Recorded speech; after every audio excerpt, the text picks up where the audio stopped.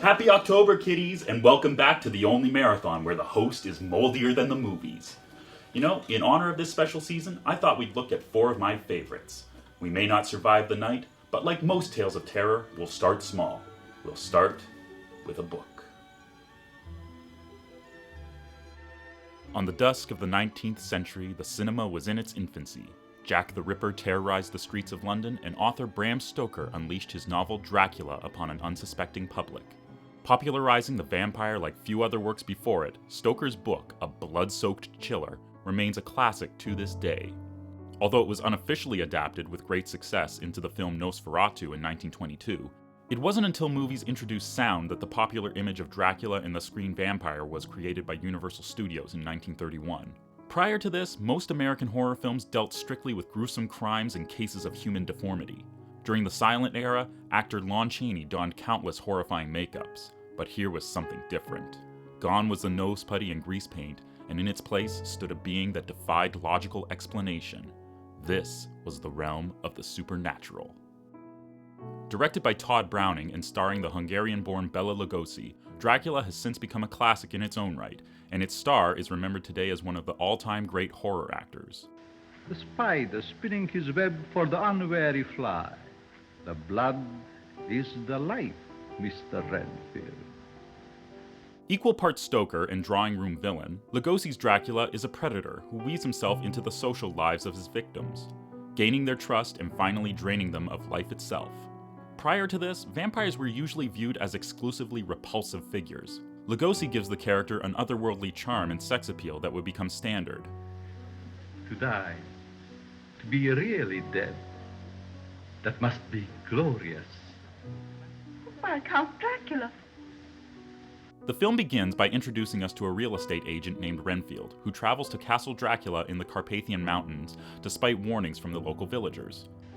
We people of the mountains believe at the castle there are vampires. Once there, he is seduced by the mysterious Count, who turns him into a mind-controlled slave. Why, he's mad. Look at his eyes. Why, the man's gone crazy. Together, they return to England, where Dracula uses Renfield to prey on 2 young women, Mina and Lucy. It's only when Professor Van Helsing arrives on the scene that the vampire's plans are jeopardized. This leads to one of my favorite scenes in the whole film, the face-off. Now that you have learned what you have learned, it would be well for you to return to your own country. I prefer to remain and protect those whom you would destroy. For years it has become fashionable to romanticize vampires, turning them into tragic anti-heroes. But make no mistake, Lugosi is playing a monster in the truest sense of the word here. Although maybe not in the same way Christopher Lee eventually did. While many of the other Universal monsters would beg for audience sympathy, Dracula was always the stone-cold killer of the group, and that's why we love him.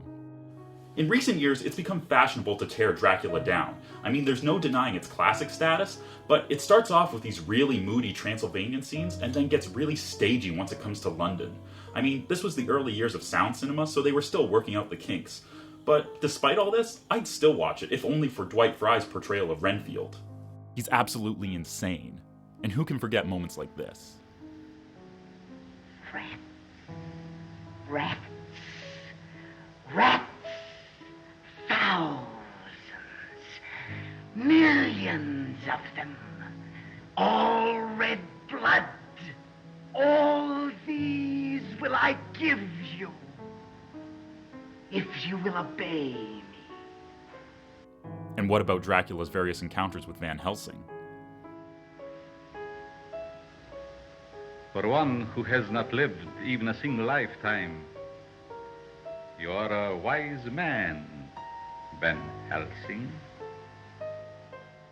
See, I'd almost say the staginess is what helps this movie. The lack of music on the soundtrack, the distance the camera puts between us and the characters. It's not so much like we're watching a stage play as we're eavesdropping on actual events. And that alone makes it super creepy.